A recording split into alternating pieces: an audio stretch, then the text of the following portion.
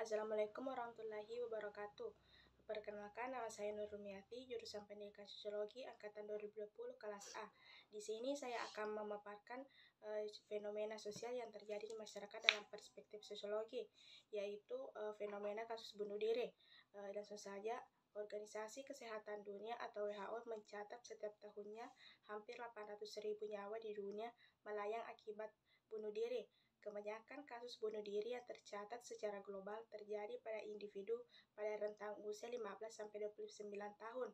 Bunuh diri adalah fenomena sosial yang dijumpai seluruh regional di muka bumi. Bagaimanapun, 78% angka bunuh diri per tahunnya tercatat terjadi di negara-negara yang berpendapatan rendah dan menengah.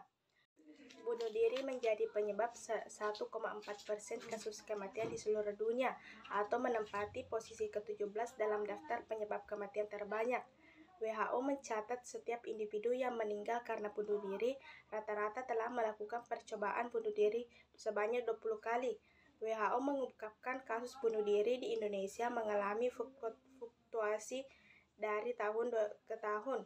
Pada tahun 2005 tercatat ada kasus 30.000 kasus bunuh diri. Pada tahun 2010 sebanyak 5.000 kasus, pada tahun 2012 sebanyak 10.000 kasus, dan pada tahun 2013 sebanyak 840 kasus. Maraknya peristiwa bunuh diri yang diekspos oleh media massa belakangan ini sebenarnya bisa dijelaskan dari kacamata sosiologi. Ada banyak literatur sosiologi yang mengulas tentang fenomena bunuh diri di tengah masyarakat.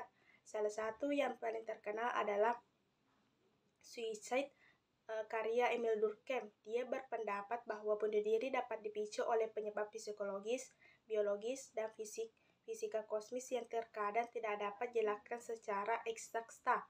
Durkheim juga membagi jenis kasus bunuh diri menjadi 3. Pertama, yaitu bunuh diri egoistik yang dipicu oleh keterlepasan individu dari ikatan sosial.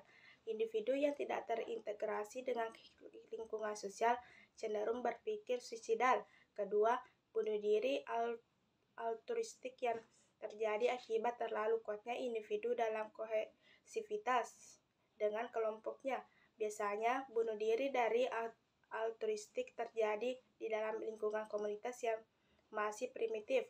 Sebab bunuh diri dari tipe ini cenderung dinilai sebagai sebuah tradisi atau kepercayaan.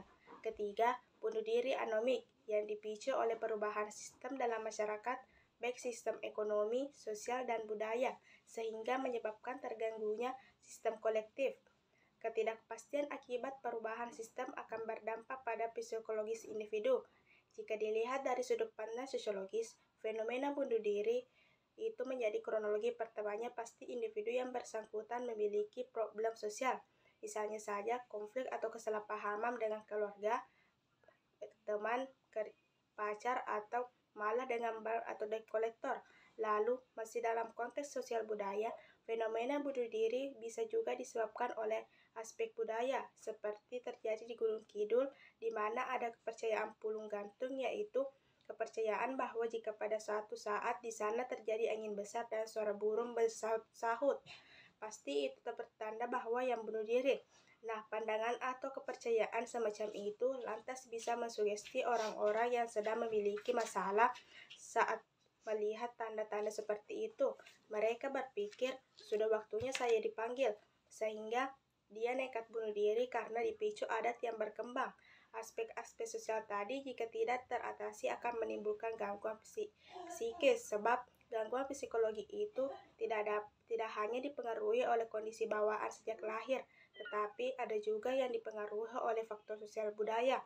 Lebih lanjut, jika kondisi gangguan psikis tersebut tidak bisa diatasi, individu yang bersangkutan bisa mengalami gangguan seperti perut kembung, migrain, demam, tukak hati, sariawan, gangguan pendarahan, dan sebagainya.